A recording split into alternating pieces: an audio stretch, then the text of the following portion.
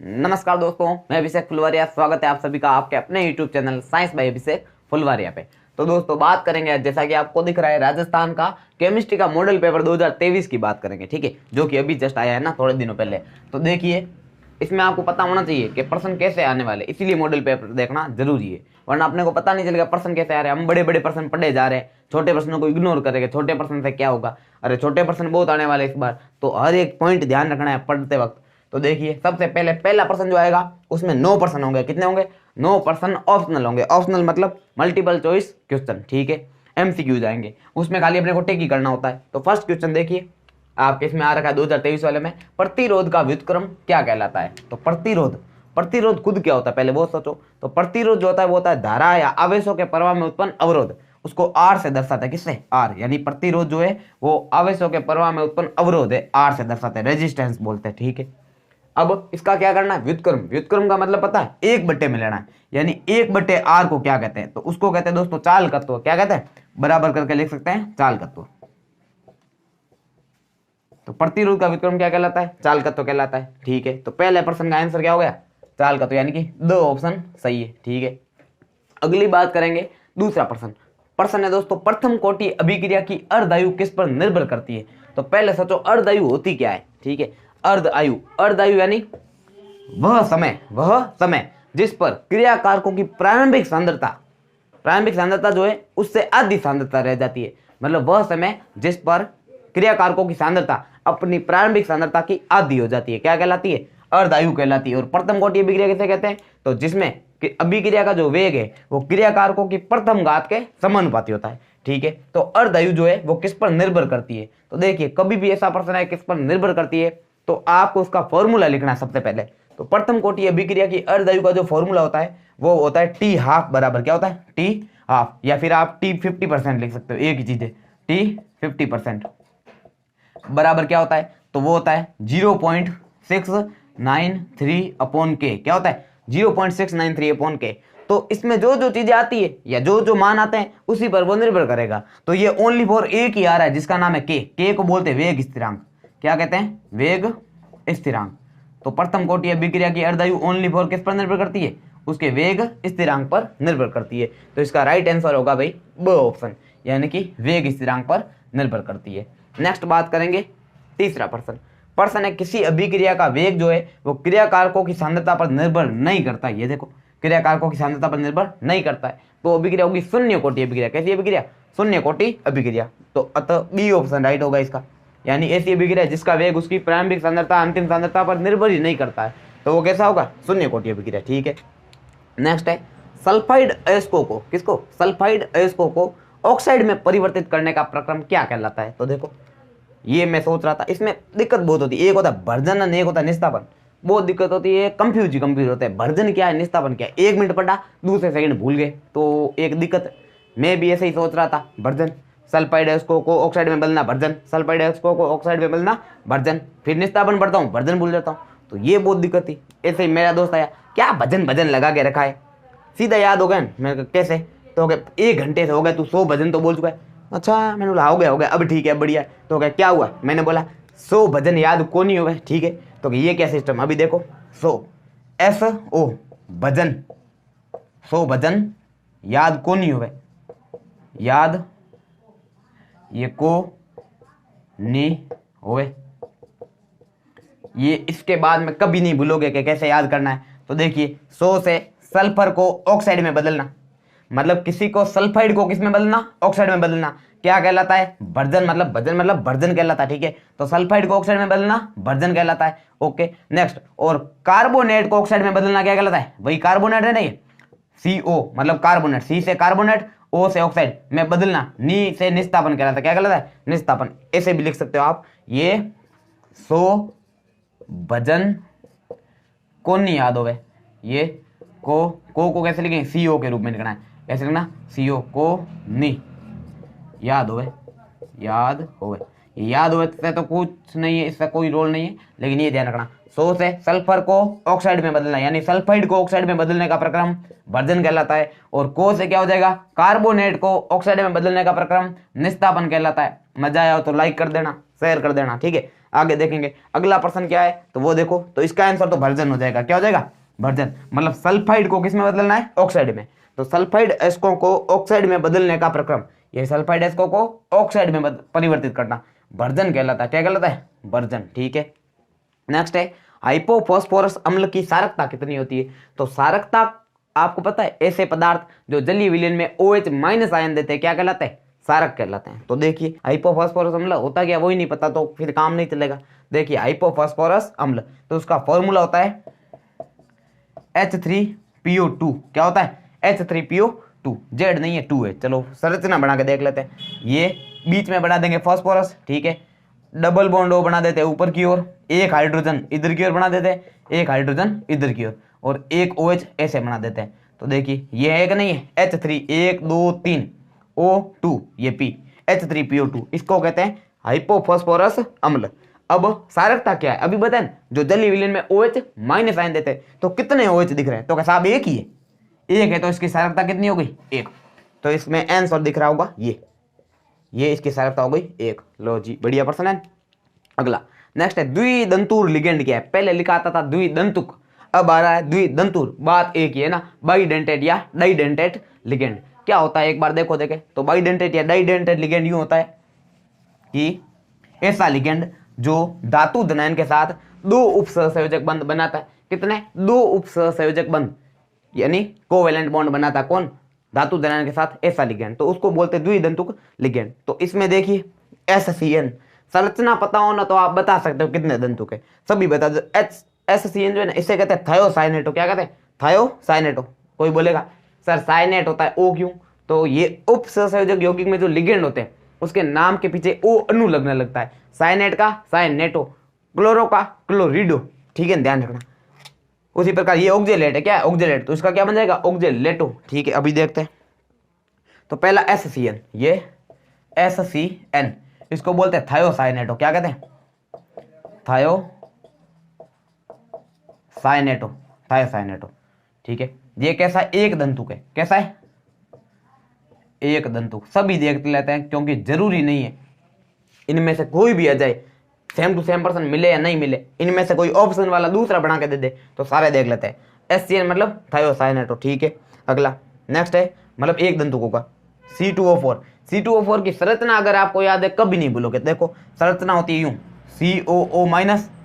COO-, अब आपको दिख रहा है एक ऑक्सीजन ये बन देगा, एक ऑक्सीजन ये, और धातु धनायन के साथ कितने उपसहसंयोजक बंध बनेंगे? 2। अतः ये कैसा लिगेंड है? द्विदंतुक लिगेंड है। कैसा है? द्विदंतुक या द्विदंतुर, एक ही चीज, दंतु र लिखो या दंतु क लिखो, एक ही है। तो द्विदंतुर लिगेंड है। ठीक है, आप बोलोगे सर इसका नाम ऑक्जेलेटो। नाम क्या है इसका? ऑक्जेलेटो, ये ऑक्जेलेटो। ठीक है, ऑक्जेलेटो। अगला एक और ये कार्बोनेट, इसको क्यों छोड़े बता ही देते साथ साथ में। ये CO3 2-, तो इसको कहते हैं कार्बोनेटो। क्या कहते हैं? कार्बोनेटो, ये कार्बोनेटो। और EDTA तो मोस्ट इंपोर्टेंट है, एग्जामिनर का फेवरेट है, पूछा जाता है। ठीक है, ध्यान रखना, एक नंबर में आ सकता है EDTA। इसकी फुल फॉर्म है एथिलीन डाइएमीन टेट्रा एसीटेटो। क्या नाम है? ये इधर नाम लिख देते पहले, ये ethylene diamine tetra acetato, tetra acetato, ethylene diamine tetra acetato. ठीक है, अब आप संरचना पूछ लोगे कोई के इसकी संरचना बताओ, मजा है, बाकी तो यूं हमको याद है। तो देखो संरचना भी बना देते हैं। ठीक है, संरचना कैसे बनाएंगे? तो एथिलीन का मतलब होता है CH2 डबल बॉन्ड CH2। पहले आपको एथिलीन डाइएमीन का फॉर्मूला बता देते हैं। ये CH2 CH2, ये NH2, इसको कहते हैं एथिलीन डाइएमीन। ये भी एक द्विदंतुक लिगेंड है। EN से दर्शाता है। किससे दर्शाता है? EN से। तो इसको हटाओ। अभी अपने को क्या देखना है? Ethylene diamine tetra acetato. Tetra मतलब 4, तो यहाँ पर देख रहे होगे एक नाइट्रोजन पे 2 हाइड्रोजन, इस नाइट्रोजन पे भी 2 हाइड्रोजन। यदि इनको हटा दिया जाए, चारों हाइड्रोजन हटाकर 4 एसीटेट लगा दे तो क्या बन जाएगा? टेट्रा एसीटेटो। तो करना कुछ नहीं, 4 हाइड्रोजन हटा के क्या लगाना है? 4 एसीटेट। देखिए कैसे लगाना है। तो सबसे पहले तो ये एथिलीन डाइएमीन, EN का फॉर्मूला ध्यान रखना। ठीक है, ये एथिलीन डाइएमीन। अब ये चारों हाइड्रोजन हटा देते हैं, ये चारों हाइड्रोजन गायब। ठीक है, अब क्या करना है? चारों हाइड्रोजन हटाकर यहाँ पे क्या लिख देते हैं? 4 एसीटेटो लगा देते हैं। ये CH2 COO-, CH2 COO-, CH2 COO minus और CH2 COO माइनस, इसको कहते हैं एथिलीन डायमीन टेट्रा एसीटेटो। ठीक है, तो आपको डिटेल में बता रहा हूँ, है ना, ऐसा नहीं कि सर ऑप्शनल क्वेश्चन है इतनी रामायण क्यों गा रहे हो। रामायण इसलिए कि जरूरी नहीं है इसकी संरचना ही पूछ ले अगली बार, EDTA की संरचना बनाई 1 नंबर में, क्या है कुछ भी प्रश्न पूछा जा सकता है, तो थोड़ा पढ़ भी रहे हैं तो डिटेल में पढ़े अच्छे से, है ना। नेक्स्ट बात करते हैं, मोनोहाइड्रिक एल्कोहल का उदाहरण दीजिए। मोनोहाइड्रिक, सबसे पहले सोचो एल्कोहल कहते हैं किसे, एल्कोहल का मतलब है उसमें क्रियात्मक समूह OH होता है, क्या होता है OH, उसको कहते हैं एल्कोहल। ठीक है, जैसे कि देखो कोई भी, जैसे ये CH3 CH2 यहाँ पर लगा दिया OH, तो ये क्या है एल्कोहल है, इसका मतलब क्या है एल्कोहल। ठीक है, अपने को क्या पूछा मोनोहाइड्रिक, तो देखो ऐसे एल्कोहल जिसमें एक OH हो, कितना OH हो एक, उनको कहते हैं मोनोहाइड्रिक। जैसे ये मोनोहाइड्रिक है, अगर इस प्रकार हो जाए तो दिमाग में आ रहा होगा 2 कर दे तो काम चलेगा क्या, जैसे इधर भी OH इधर भी OH, तो ये डाईहाइड्रिक हो जाएगा, क्या हो जाएगा डाई, और 3 हो तो ट्राई। तो अपने को क्या पूछा मोनोहाइड्रिक एल्कोहल कौन सा है, तो संरचना पता होने के बिना नहीं बता सकते, तो पहले संरचना बनाते हैं सभी की, आप खुद बोलोगे ना, मैं नहीं बोलूंगा। देखिए जैसे पहले देखते हैं मोनोहाइड्रिक एल्कोहल में एथिलीन ग्लाइकोल, क्या एथिलीन ग्लाइकोल, अभी जो बनाया था ना, ये देखो ये CH2 ये CH2, इसको कहते हैं एथिलीन, ये एक OH और ये दूसरा OH, इसको कहते हैं एथिलीन ग्लाइकोल। तो क्या ये होगा, नहीं, मोनो का मतलब होता है एक, तो एक एल्कोहल नहीं है, इसमें 2 एल्कोहल है, हाइड्रिक कितने 2, इसलिए ये हो गया गलत। ठीक है, ये हो गया एथिलीन ग्लाइकोल गलत। अगला ग्लिसरॉल, ग्लिसरॉल में होता है 3 OH, कितने होते हैं 3, तो कैसे देखो CH2 OH CH2OH, ठीक है CHOH CH2OH, आप देखोगे इसमें कितने OH है 1 2 3, अतः ये भी गलत, क्योंकि मोनोहाइड्रिक का मतलब है OH एक होना चाहिए। ठीक है, ये कट गया, ये भी कट गया। अगला बचा आइसोप्रोपिल एल्कोहल, ये भी देख लेते, चलो पहले कैटेकोल देख लेते हैं। कैटेकोल कहते हैं दोस्तों बेंजीन पे यदि 2 OH पास पास हो, क्या हो, ये बेंजीन, इस पर यदि एक OH मान लो यहाँ पर है, एक OH मान लो यहाँ पर है, तो यदि 2 OH एकदम पास पास वाले कार्बन पर हो तो उसको कहते हैं कैटेकोल। तो कैटेकोल में भी कितने OH है 2, मतलब ये भी क्या हो गया गलत। तो लास्ट एक ही ऑप्शन बचा है, फिर भी चेक कर लेते हैं, मतलब है तो ये सही 100%। कैसे चेक करेंगे, तो इसकी संरचना भी देख लेते हैं, आइसोप्रोपिल एल्कोहल। देखिए सबसे पहले लिखेंगे CH3 CH3, यहाँ पर होता है OH, तो इसमें एक ही OH है, ये देखिए 1 2 3 3 मतलब प्रोप, ये इस प्रकार की संरचना बनती है, उसको कहते हैं आइसो, तो आइसोप्रोपिल एल्कोहल, ये है इसकी संरचना, एक ही है OH है, इसीलिए मोनोहाइड्रिक एल्कोहल क्या होगा आइसोप्रोपिल एल्कोहल करेक्ट होगा। नेक्स्ट बात करते हैं, निम्नलिखित में से सर्वाधिक अम्लीय कौन है, प्रश्न क्या है निम्नलिखित में से सर्वाधिक अम्लीय कौन है। अम्लीय मतलब ऐसे समूह जो जलीय विलयन में H+ आयन देते हैं। ठीक है, तो सर्वाधिक कौन होगा जो H+ जल्दी दे, H+ आयन क्या दे सबसे फास्ट। तो देखिए सभी की संरचना बनाने के बिना नहीं बता सकते, है ना, अगर पढ़ा है तो आसानी से बता सकते हैं, नहीं पढ़ा तो फिर संरचना देख लेते हैं। फॉर्मिक अम्ल, इसका सूत्र होता है HCOOH, यानी एक कार्बन का कार्बोक्सिलिक अम्ल फॉर्मिक अम्ल। अगला एसिटिक, 2 कार्बन लेना है, इसमें प्रोपियोनिक में 3 कार्बन लेना है, अच्छा CH3 CH2 3 कार्बन लेना है, ठीक है, और ब्यूटेरिक में 4, तो CH3 CH2 CH2 COH लिखना है, ये COOH। अब आप देखिए ये चारों अम्ल है, पहला है ये है फॉर्मिक, ये क्या है फॉर्मिक, ये दूसरा क्या है एसिटिक, तीसरा क्या है प्रोपियोनिक, और चौथा क्या है ब्यूटेरिक। अपने को क्या देखना है अम्लीय अधिक कौन है, अम्लीय वो होगा जो H+ आयन जल्दी से दे, H+ आयन जल्दी से दे। तो ये जो ऑक्सीजन है वो आपको पता, संरचना बना देता हूँ और डिटेल में। तो ये देखिए ये हाइड्रोजन, ये carbon, double bond OH, reality में ये यूं होता है, या फिर और भी देखा तो ये इस प्रकार से होता है, ये है फॉर्मिक अम्ल।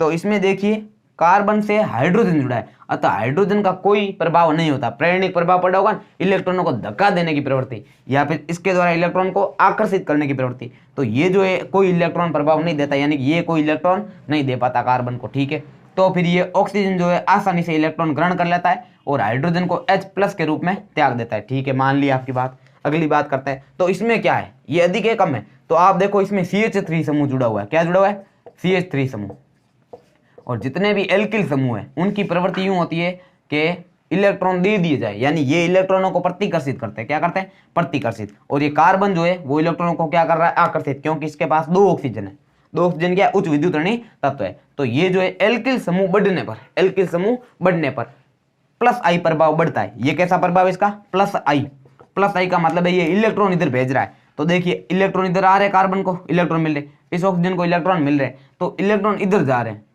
तो इस ऑक्सीजन को इलेक्ट्रॉन आसानी से इधर से मिल रहे हैं, तो फिर इस बंद के इलेक्ट्रॉन क्यों लेगा, इसीलिए ये उससे कम अम्लीय होगा, यानी कि थोड़ा मुश्किल से इलेक्ट्रॉन लेगा। इसमें आप देखोगे तो 2 एल्किल समूह है, मतलब एक एल्किल समूह बड़ा है तो ये और ज्यादा इलेक्ट्रॉन भेजेगा, तो इसमें ऑक्सीजन को और ज्यादा इलेक्ट्रॉन मिलेंगे और ये बिल्कुल हाइड्रोजन के इलेक्ट्रॉन लेने की कोशिश ही नहीं करेगा, इसमें सबसे कम। तो इस प्रकार एल्किल समूह जो है उसकी लंबाई बढ़ने पर, एल्किल समूह की लंबाई है, एल्किल समूह में कार्बन की संख्या बढ़ने पर अम्लीयता घटती है, इतना ध्यान रखना। तो जिसमें जितना बड़ा एल्किल समूह होगा उसकी अम्लीयता उतनी कम होगी, और जिसमें एल्किल समूह नहीं होगा उसकी अम्लीयता सबसे अधिक होगी। अतः ये जो है फॉर्मिक अम्ल इसका राइट आंसर है, क्योंकि इसमें कोई एल्किल समूह नहीं है, अतः ऑक्सीजन आसानी से बंद के इलेक्ट्रॉन ले लेता है और H+ के रूप में इसको त्याग देता है। ठीक है, नेक्स्ट बात करते हैं 9वां प्रश्न, लास्ट वस्तुनिष्ठ प्रश्न है। क्या प्रश्न है देखो, निम्नलिखित में से आवश्यक एमिनो अम्ल है। तो आवश्यक और अनावश्यक काफी लोग कंफ्यूज होते हैं, कैसे याद करेंगे, एक एक दो दो रट के जाते हैं, बाद में दिक्कत होती है। तो इससे अच्छा अपन क्या कर लेते हैं, एक सेट याद कर लेते हैं, आवश्यक आवश्यक, बाकी सभी अनावश्यक। तो देखिए आवश्यक, आवश्यक में यानी ऐसे एमिनो अम्ल जिसे बाहर से ग्रहण करने की क्या रहती है, आवश्यकता रहती है, क्या कहलाते हैं, आवश्यक एमिनो अम्ल। ठीक है, तो आवश्यक अमीनो अम्लों को पहले ट्रिक से देख लेते हैं। ट्रिक है PMT थालीवाल, क्या याद रखना है, PMT, ये था, बाद में लीवाल, LIVAL। ठीक है, तो इसमें बड़े अक्षर जो भी है वो सभी आवश्यक अमीनो अम्ल को दर्शाएंगे। ठीक है, ये LIVAL, तो इसमें लिख देते हैं P से क्या होगा, M से, T से PMT, बाद में ये था, ये L, ये I, ये VA और L। देख लेते हैं कौन कौन से। P से दोस्तों फेनिल एलानिन, क्या होता है, ये फेनिल एलानिन या एलानिन एक ही चीज है, एलानिन लिख देते हैं, किताब में एलानिन है शायद, है ना, फेनिल एलानिन। ये फेनिल की स्पेलिंग P से शुरू होती है ना, इसलिए फेनिल लिखा, ध्यान रखना, ऐसा नहीं कि आता नहीं गलत लिख दिया ना। अगला नेक्स्ट है M से मिथियोनिन, क्या है, मिथियोनिन, ये मिथियोनिन। अगला T से थियोनिन, क्या है, ये थियोनिन, मिथियोनिन और थियोनिन भाई भाई। अगला T से ट्रिप्टोफैन, क्या है, ये ट्रिप्टोफैन, ट्रिप्टोफैन। ठीक है, नेक्स्ट है H से हिस्टिडिन, क्या है, हिस्टिडिन, ये हिस्टिडिन। अगला A से आर्जिनिन, क्या है, आर्जिनिन। ठीक है, आर्जिनिन। अगला नेक्स्ट है L से ल्यूसिन, क्या है, ल्यूसिन, ये ल्यूसिन। और I से आइसोल्यूसिन, I से क्या है, आइसोल्यूसिन, ये आइसोल्यूसिन। ठीक है, नेक्स्ट है VA से वेलिन, क्या है, वेलिन, वेस्लिन नहीं, वेलिन। और L से क्या हो जाएगा, लाइसिन, क्या नाम है, लाइसिन। तो बहुत सिंपल है, ये याद कर लेना। इसके अलावा जो भी हो वो सारे क्या होंगे, अनावश्यक। तो इसमें देखिए प्रश्न निम्न में से आवश्यक कौन सा है, तो आपको दिख रहा होगा ये यहाँ पर वेलिन है, ये क्या है, वेलिन, और यहाँ पर भी ये वेलिन, मतलब ये सही है। बाकी आप देख लो, इनमें से कोई भी यहाँ पर नहीं मिलेगा। और अनावश्यक के भी 2 कम से कम याद रखना है, जैसे ग्लाइसिन कैसा है, अनावश्यक, और ग्लूटेमिन कैसा है, अनावश्यक। नेक्स्ट बात करते हैं रिक्त स्थान वाले, प्रश्न संख्या 2। प्रश्न संख्या 2 में क्या आएंगे, रिक्त स्थान आएंगे। क्या आएंगे, रिक्त स्थान। कितने, 4 प्रश्न आएंगे, एक एक नंबर के रिक्त स्थान भरने। बस इससे सिंपल क्या होगा, आप सोचो ना, कुछ लिखना नहीं, कोई बात, ओनली फॉर इतनी सी रिक्त स्थान भरना और 1 नंबर खाते में। तो ये देखो 4 नंबर आ जाएंगे, कितने, 4 नंबर के एक एक। ठीक है, बाद में रिक्त स्थान। नेक्स्ट है अति लघुत्रात्मक। तीसरे प्रश्न में क्या आएंगे, अति लघुत्रात्मक प्रश्न कितने आएंगे, 8। 8 गुणा 1 बराबर 8 नंबर। तो ये भी बहुत छोटे छोटे हैं। तो पहले तो देखते हैं रिक्त स्थान वाले। तो प्रश्न संख्या फर्स्ट है, स्वर्ण सतह पर HI यानी हीलियम का ऊष्मीय वियोजन कैसी कोटि की अभिक्रिया है। तो ये आपको याद होना चाहिए, ऐसी अभिक्रिया जिसमें उत्प्रेरक का उपयोग होता है, एंजाइम वगैरह जो भी हो, या फिर धातु की सतह पर किसी गैस का अधिशोषण होता है। ये सारी अभिक्रिया कैसी होती है, शून्य कोटि की। तो जिसमें उत्प्रेरक काम आता है, ध्यान रखना, ज्यादातर अभिक्रिया कैसी होती है, शून्य कोटि की। ये आपको सीधा याद होना चाहिए। यहाँ पे क्या लिखोगे, शून्य कोटि की अभिक्रिया। कैसी अभिक्रिया है, शून्य कोटि की। ठीक है, धातु की सतह पर गैसों का अधिशोषण या उसमें वियोजन। नेक्स्ट है फॉर्मेल्डिहाइड का 40% जलीय विलयन क्या कहलाता है, वो कहलाता है फॉर्मेलिन। क्या कहलाता है, फॉर्मेलिन, या किताब में फॉर्मोलिन लिखा, क्या लिखा, फॉर्मोलिन। चीज एक ही है, फॉर्मेलिन लिखना, क्या लिखना है, फॉर्मेलिन। और आपको इसका उपयोग नहीं पता है तो ध्यान होना चाहिए भाई, इसका उपयोग कहां पर होता है। तो आपने कभी बायोलॉजी लैब देखी हो तो उसमें आपने देखा होगा कई सारे जंतु, छोटे छोटे जीव, मेंढक, मछलियां, लेबियो, रोहू, कतला, ये सारे के सारे जो है वो एक जार में रखे हुए, कांच के डिब्बे में। उसमें बाहर की ओर एक जल जैसा विलयन है, क्या वो जल है ना, वो जल नहीं, क्या है, फॉर्मेलिन है। तो फॉर्मेलिन को क्या रखा जाता है, जंतु जंतुओं को या फिर जार में जीवों को, जैविक उत्पादों को संरक्षित करके रखने के लिए काम में लिया जाता है। ठीक है, नेक्स्ट है गाटरमान अभिक्रिया में उत्प्रेरक क्या होता है? तो होता है कॉपर का लवण। किसका लवण होता है? ये कॉपर लवण, ध्यान रखना। गाटरमान अभिक्रिया में कॉपर लवण, जैसे कॉपर प्लस HCl वगैरह ऐसे कुछ है ना, काम आते हैं उत्प्रेरक के रूप में, कॉपर लवण काम आता है। ठीक है, नेक्स्ट है स्वाद में मीठे नहीं होते फिर भी इन्हें अशर्करा कहते हैं, मतलब स्वाद में मीठे नहीं है अतः इन्हें अशर्करा कहते हैं। ऐसे कार्बोहाइड्रेट जो स्वाद में मीठे होते हैं उन्हें कहते हैं शर्करा, जैसे ग्लूकोज वगैरह। ठीक है, लेकिन स्वाद में मीठे नहीं हो तो क्या बोलेंगे? अशर्करा। तो ये होते हैं पॉलीसेकेराइड। क्या होते हैं? पॉलीसेकेराइड। ये साफ साफ किताब की लाइन है, पॉलीसेकेराइड। पॉलीसेकेराइड स्वाद में मीठे नहीं होते हैं अतः इन्हें क्या कहते हैं? अशर्करा कहते हैं, नॉन सेकेराइड कहते हैं। क्या कहते हैं? Non saccharide. अभी बात करते हैं अति लघुतरात्मक प्रश्नों की। कितने हैं? 8। 8 के नंबर कितने हैं? 8। ठीक है, तो फर्स्ट है इसमें प्रथम कोटि अभिक्रिया का समाकलित वेग समीकरण। तो क्या होगा प्रथम कोटि अभिक्रिया का समाकलित वेग समीकरण? देखिए K बराबर 2.303 बटे T log R not upon R। ये R नॉट अपॉन R यानी कि क्रिया कारकों की प्रारंभिक सांद्रता बटे अंतिम सांद्रता। तो ये फॉर्मूला सीधा याद होना चाहिए, K बराबर 2.303 बटे T log R not upon R। ठीक है, नेक्स्ट बात करते हैं ये 2% कम से कम चित्र के जरूर आएंगे 1 नंबर में, ध्यान रखना। कम से कम 2 या फिर 1% तो आता ही आता है चित्र का। ये देखिए आपको एक है चुंबकीय पृथक्करण विधि का चित्र, एक आपको दे रखा है हॉबर विधि यानी अमोनिया निर्माण की जो विधि है ना, अमोनिया उत्पादन की विधि। इन दोनों का चित्र मैं वीडियो के एंड में 5-5 सेकंड के रूप में प्रोवाइड कर दूंगा। ठीक है, एंड में ना, वीडियो के एंड में इन दोनों का चित्र होगा, उसका स्क्रीनशॉट ले लीजिएगा या फिर किताब में वैसे ही बना हुआ है। ठीक है ना, तो ये दोनों चित्र, एक चित्र आएगा वात्या भट्टी, परावर्तनी भट्टी, छठे पार्ट से चित्र आने का चांस ज्यादा रहता है। ठीक है, नेक्स्ट बात करेंगे ये वाली। तो ये दो तो हो गए, अगला नेक्स्ट है ये हो गए नाइट्रोजन मोनोऑक्साइड। पहले तो सोचना है दिया गया है उसी के अनुसार काम करना है। तो नाइट्रोजन मोनोऑक्साइड, मोनो मतलब एक, ये नाइट्रोजन का नाइट्रोजन, मोनो मतलब एक की अभिक्रिया, ये नाइट्रोजन मोनोऑक्साइड की अभिक्रिया किसके साथ? ओजोन के साथ करवानी है। ओजोन का मतलब होता है O3। क्या होता है? O3। ये भी एक गैस है और ओजोन भी क्या होती है? एक गैस होती है। ठीक है, तो O3 गैस। बाद में बात करेंगे क्या बनता है। तो ये देखिए बहुत सिंपल अभिक्रिया है।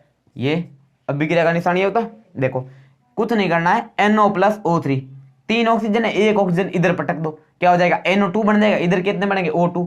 कुछ नहीं, ये हो गई अभिक्रिया। यहाँ पे क्या लिख दोगे? NO2। ये भी गैस, नाइट्रोजन डाइऑक्साइड या नाइट्राइट कहते हैं। ठीक है, चलो प्लस में क्या लिख देंगे? O2, ये ऑक्सीजन बन जाएगी। तो बहुत सिंपल अभिक्रिया है। नाइट्रोजन मोनोऑक्साइड की जब अभिक्रिया ओजोन के साथ करवाई जाती है तो नाइट्रोजन डाइऑक्साइड बनती है और ऑक्सीजन बनती है। कुछ नहीं, 1 ऑक्सीजन इधर आ जाता है, सबसे बढ़िया अभिक्रिया। देखो नेक्स्ट बात करेंगे ओलियम का रासायनिक सूत्र लिखिए। ये पूछा जाता है, मोस्ट इंपॉर्टेंट है ओलियम का रासायनिक सूत्र। तो H2S2O7। क्या भाई? H2S2O7 मोस्ट इंपॉर्टेंट है ओलियम का रासायनिक सूत्र। नेक्स्ट है पिक्रिक अम्ल का रासायनिक सूत्र। ये भी बहुत बढ़िया है, पिक्रिक अम्ल काफी बार पूछा जाता है। पिक्रिक अम्ल, तो पिक्रिक अम्ल होता क्या है? तो देखिए आपको एक पहले फिनोल बनाना। क्या बनाना है? फिनोल। फिनोल का मतलब है बेंजीन पे क्या बनाना? OH। ये बेंजीन पे OH, बेंजीन नहीं बेंजीन। ठीक है, बेंजीन पे OH। बाद में क्या करना है? 3 नाइट्रो लगाना है। क्या लगाना है? 3 नाइट्रो, एक छोड़कर एक। यानी कि देखो ये है, इसके पास में लगा देते हैं नाइट्रो, एक यहाँ पे लगा देते हैं और एक यहाँ पे लगा देते हैं। तो जब हम स्थिति काउंट करते हैं तो देखते हैं क्या है, ये NO2 कहाँ पर है? नंबरिंग यहाँ से शुरू कर देते हैं, 1 2 3 4 5 6। तो आप देखोगे 2 पे है, 4 पे है, 6 पे। तो क्या लिखोगे? 2 4 6 ट्राई नाइट्रोफिनोल। क्या बोलेंगे? नाम क्या होगा इसका? UPSC 2 4 6 try nitrophenol. ये ट्राई नाइट्रोफिनोल 246 ट्राई नाइट्रोफिनोल। किसी को स्क्रीनशॉट वगैरह लेना और ले लेना, बाद में मिटा देंगे इसको। ठीक है, हाँ 246 ट्राई नाइट्रोफिनोल। नेक्स्ट बात करते हैं ये 8वां प्रश्न, बहुत बढ़िया प्रश्न है। निम्नांकित को अम्लता के आरोही क्रम में व्यवस्थित कीजिए। अभी थोड़ी देर पहले ही बताया था आपको, है ना, कि क्या होता है जब अम्लता के आरोही क्रम में व्यवस्थित करते हैं, यानी एल्किल समूहों की संख्या बढ़ने पर अम्लता घटती है। ये आपको पहले ही बता रखा, एल्किल समूह की संख्या बढ़ने पर अम्लता घटती है। तो इसको मिटा रहा हूं, है ना। देखिए एल्किल समूह, सबसे पहले इनका फॉर्मूला याद होना चाहिए वरना आप नहीं बना पाओगे। तो एल्किल समूह की संख्या बढ़ने पर अम्लता घटती है, एक लाइन कंठस्थ कर देना पहले ही। तो ये देखिए तृतीयक ब्यूटिल एल्कोहल, तृतीयक ब्यूटिल, देखो ये कार्बन, इससे 3 कार्बन जुड़े हो तो उसको कहते हैं तृतीयक। अब ये हो गया ब्यूटिल, देखो 1 2 3 4, तो ये तृतीयक ब्यूटिल है। क्या? एल्कोहल मतलब OH है। ठीक है, एक ये दे रखा है, एक दे रखा है प्राथमिक। प्राथमिक मतलब CH3 CH2 CH2 CH2OH, ये प्राथमिक ब्यूटिल है। कैसे पता चला? तो ऐसे अल्कोहल जिसमें OH समूह जिस कार्बन से जुड़ा है वो आगे 3 कार्बन से जुड़ा है तो उसको बोलेंगे 3 डिग्री। क्या बोलेंगे? 3 डिग्री। जिस कार्बन से OH जुड़ा है वो आगे 3 कार्बन से जुड़ा होना चाहिए। इसमें जिस कार्बन से OH जुड़ा है ये कार्बन से, वो आगे ओनली फॉर डायरेक्ट एक कार्बन से ही जुड़ा है, इसीलिए क्या बोलेंगे? 1 डिग्री, सॉरी 2 डिग्री नहीं 1 डिग्री होगा ये प्राथमिक है। और द्वितीयक कैसे बनाएंगे? ये रहा एक और द्वितीयक। तो द्वितीयक में जिस कार्बन से OH जुड़ा है वो आगे 2 कार्बन से जुड़ा होना चाहिए। तो ये देखिए यहाँ पर CH3 CH3 और यहाँ पर CH2OH। सही है क्या? आप देखो ये क्या, ये 2 डिग्री है? तो अगर नहीं है, क्यों नहीं है? क्योंकि जिस कार्बन से OH जुड़ा है वो आगे डायरेक्ट एक कार्बन से जुड़ा है, मतलब ये गलत है। इसको कहाँ लगाना पड़ेगा? यहाँ पे लगाना पड़ेगा, ये यहाँ पे। अब देखो अब सही हो गया, मतलब OH जिस कार्बन पे है वो आगे 2 कार्बन से जुड़ा है तो सही है। अब देखो ये हो गया 3 डिग्री, ये 1 डिग्री और ये 2 डिग्री। तो आपको मैंने पहले बताया एल्किल समूहों की संख्या बढ़ने पर एल्कोहल का अम्लीयता, भले कोई भी हो, अम्लीयता घटती है। एल्किल समूह की संख्या जैसे बढ़ेगी अम्लीयता घटेगी। आप देखोगे इसमें ये जो OH है इसके साथ में पूरा का पूरा एक ही एल्किल समूह जुड़ा हुआ है, बड़ा है लेकिन एक है, ठीक है। इसमें देखोगे आप तो ये इसमें एक एल्किल समूह, 2 एल्किल समूह और 3 एल्किल समूह जुड़े हुए हैं। जिस कार्बन पे OH है उस पर कितने एल्किल समूह है? 3। इसमें देखोगे जिस कार्बन पर एल्किल समूह उससे कितने? 2 एल्किल समूह जुड़े हैं। तो सबसे ज्यादा अम्लीय कौन होगा? जिस पर एल्किल समूह सबसे कम हो, यानी कि 1 डिग्री जो है वो सबसे ज्यादा अम्लीय होगा, ये ध्यान रखना। तो सबसे पहले ये 1 डिग्री, बाद में 2 डिग्री, बाद में 3 डिग्री। लेकिन क्रम कैसा पूछा है? आरोही क्रम, मतलब बढ़ता क्रम पूछा है। तो कुछ नहीं, ऐसे लिख देंगे 3 डिग्री पहले, बाद में 2 डिग्री, बाद में 1 डिग्री। कुल मिलाकर सबसे ज्यादा अम्लीय कौन होगा? तो 1 डिग्री, यानी प्राथमिक अम्ल जो है, प्राथमिक ब्यूटिल अम्ल, ये लिखा प्राथमिक ब्यूटिल एल्कोहल। तो प्राथमिक ब्यूटिल एल्कोहल जो है वो सबसे अधिक अम्लीय होगा, क्योंकि जिसमें जितना अधिक एल्किल समूह होते हैं उसकी अम्लीयता उतनी कम होती है। तो इसमें सबसे ज्यादा एल्किल समूह है, इसकी अम्लीयता उतनी कम है। कारण भी बता देता हूं, देखिए इसमें जो है ये पूरा का पूरा अम्ल इधर जा रहे हैं, यानी इलेक्ट्रॉन इधर जा रहे हैं। तो ऑक्सीजन को इलेक्ट्रॉन देने वाला एक समूह है। ये जो ऑक्सीजन है ना, ये बंद टूटता कब है? देखो ये O, ये H, यहाँ पर मान लो कोई भी एल्किल समूह R, इस पूरे को R मान लेते हैं, ठीक है। ये पूरा क्या है? R। तो इलेक्ट्रॉन देने वाला एक समूह है, यानी कि यहाँ से यहाँ तक इलेक्ट्रॉन आएंगे तो कुल मिला के कम आएंगे, ठीक है। ये इसको इलेक्ट्रॉन मिल रहे हैं लेकिन कम मिल रहे हैं, अतः ये ऑक्सीजन आसानी से बंद के इलेक्ट्रॉन ले लेता है और H+ त्याग देता है। लेकिन इसमें आप देखोगे ना तो इस कार्बन को इलेक्ट्रॉन देने वाला 3 समूह है, 1 2 3, अतः ये जो है आसानी से इलेक्ट्रॉन नहीं त्यागता है, मतलब इलेक्ट्रॉन ग्रहण नहीं करता है। तो H+ का त्याग कम होगा, और H+ का त्याग कम होगा तो फिर क्या होगा? अम्लीयता घटेगी। उसमें H+ आसानी से त्यागा जाता है क्योंकि एक ही समूह, ये ध्यान रखना। नेक्स्ट है एथेनॉल को सांद्र H2SO4 की उपस्थिति में 443 केल्विन पर गर्म करने पर क्या बनेगा? तो ये भी बहुत सिंपल बढ़िया अभिक्रिया है। एथेनॉल, एथेनॉल का फॉर्मूला क्या होता है? CH3 CH2OH। आप देखिए क्या मैं इस हाइड्रोजन को CH3 था ना, CH2 और H लिख सकता हूँ? तो कहा बात बढ़िया है ना, CH3 को CH2 लिख के H लिख सकते हैं, सही बात है। अब इसको जब गर्म करते हैं 443 केल्विन पर, कितने पे? 443 केल्विन, और किसकी उपस्थिति में? H2SO4, वो भी कैसा? कंसंट्रेट, सांद्र मतलब कंसंट्रेट। तो क्या बनेगा? देखिए ये जो OH है वो इस H के साथ में फ्री हो जाता है, तो यहाँ पर क्या बनेगा? एक बंद इसका खाली हुआ, एक बंद इसका, दोनों का मध्य बंद बन जाता है, यानी एथीन बनती। क्या बनती है? Ethene, CH2 double bond CH2, और प्लस में क्या बनता है? तो H और OH मिलकर क्या बना देते हैं? H2O। तो ये थे सारे के सारे अति लघुत्रात्मक और रिक्त स्थान के प्रश्न। तो हमारा खंड A यानी पार्ट A कंप्लीट होता है। तो दोस्तों ये था आज का अपना वीडियो, जिसमें हमने वस्तुनिष्ठ, रिक्त स्थान और अति लघुत्रात्मक प्रश्नों के उत्तर पूरी तरीके से देख लिए, और आशा करता हूं वीडियो आपको अच्छा लगा होगा। अगर अच्छा लगा हो तो कमेंट में जरूर बताएं। थैंक यू, बहुत बहुत धन्यवाद। अगले वीडियो में हम मिलते हैं नेक्स्ट पार्ट के साथ। पार्ट B देखेंगे जिसमें लघुत्रात्मक और निबंधात्मक प्रश्न देखेंगे। बहुत बहुत धन्यवाद, थैंक यू।